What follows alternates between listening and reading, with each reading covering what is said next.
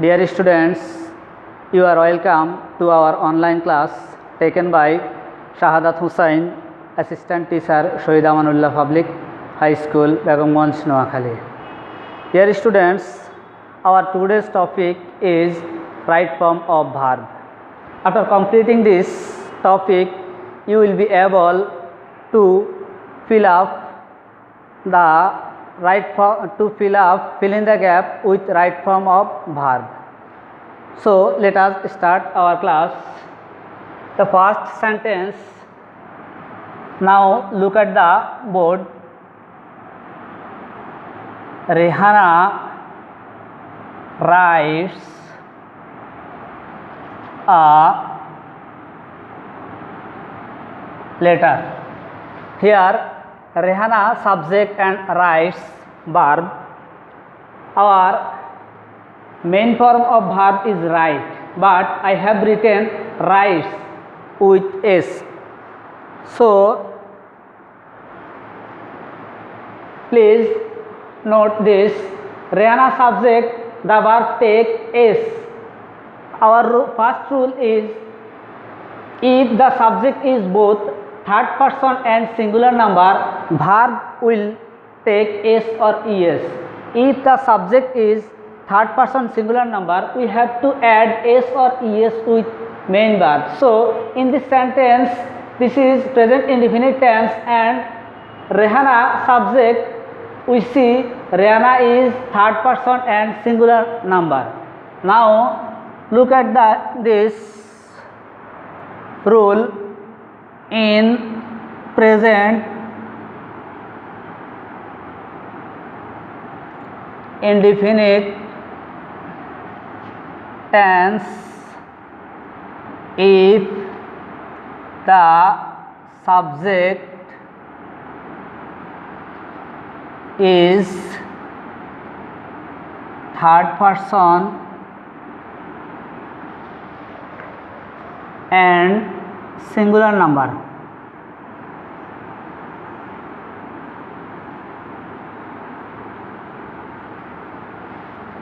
we have to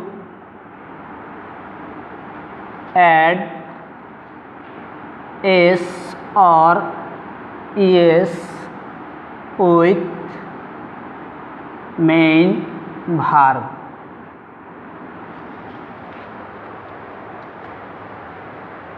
This is the main rule of right form of verb.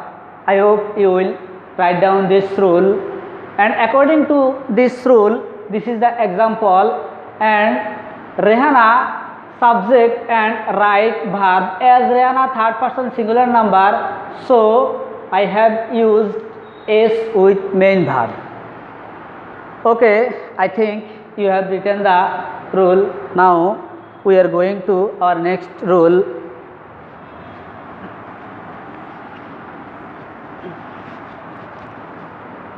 At first, I am giving an example.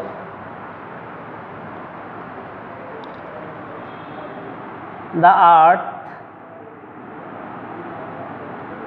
moves round the sun. Here in this sentence, you see the earth is subject, and if the subject is third person singular number, we have to use s with main verb. Here move main verb, I have added s with main verb. So the rule is, if the sentence is universal truth,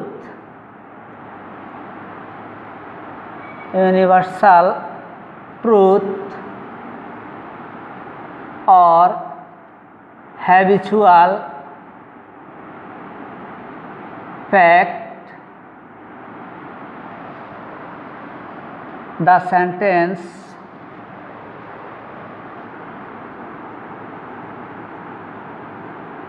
will be present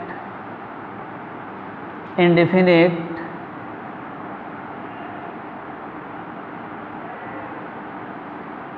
tense. So this is our second rule. The rule says if the sentence expresses universal truth or habitual fact, the sentence will be present in definite tense. As our previous rule, we know that if the sentence is present in definite tense and the subject is both third person and singular number, then we have to add s or es with main verb. So this sentence expresses the meaning of universal truth.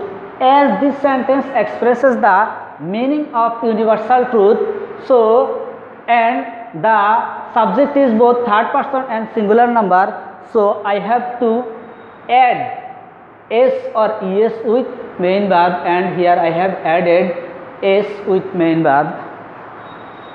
Okay, I think you have already written the rule. Now we are going to our third rule.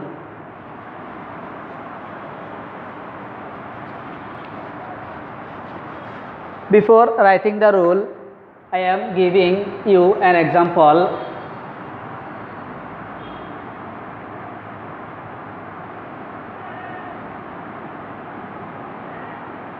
I am writing a letter.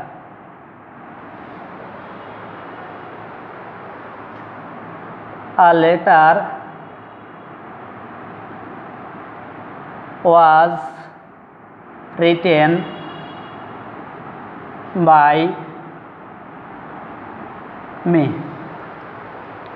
Here in the first example, you see that after auxiliary verb am,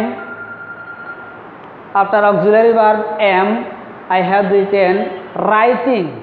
I have added ing with main verb, and in the second sentence I have written auxiliary verb was, and after was I have written the past participle of main verb. So the rule is after auxiliary verb am, is, are, was, were, we have to make two changes of main verb. Now I am going to write the rule. The rule is after am, is, are,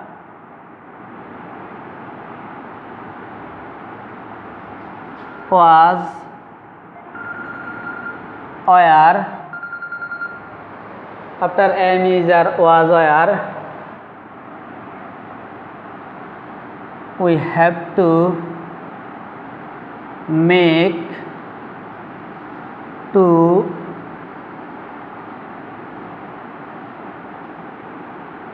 changes of main verb. First change, if the sentence is in active mode,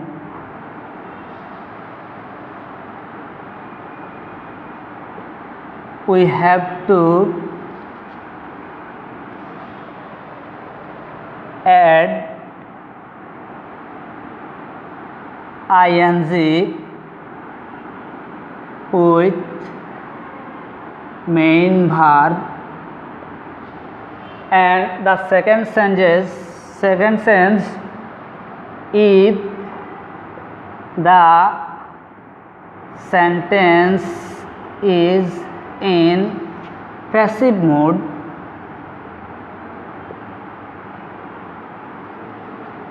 we have to use past participle of main verb.